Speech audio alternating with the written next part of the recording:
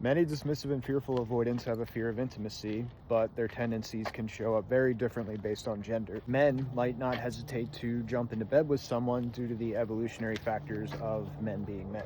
Immediately after, though, they might shut down or need space because physical intimacy isn't usually just physical. They don't want to feel those deeper emotions that come to the surface, so they become triggered and their walls go up right away. Then a week will go by, they'll regulate themselves, and they'll come back around, and the cycle goes on. With fearful avoidance, their reaction might be more delayed until the connection becomes deeper. Women tend to view physical intimacy much deeper than men, though feminism has changed that a bit for some, so there might be a disconnect in my logic there. However, many dismissive and some fearful avoidant women will generally be more distant when it comes to that physical intimacy. With them, it might seem like an emotionless obligation rather than a vulnerable moment of connection. Some of this horribly is related to prior abuse. With that said, DA and FA women might reject their partners due to their wiring, warning them that men are dangerous. Male partners who don't understand this or aren't aware of it will deeply personalize that rejection, which reinforces their insecurities or makes them develop new ones. The common thread here with both genders is prior trauma and similar triggers from our nervous systems. The common result is a trauma bond that wreaks havoc and confusion and self-abandonment on the partner. You can't naturally understand their perspective because yours is entirely different.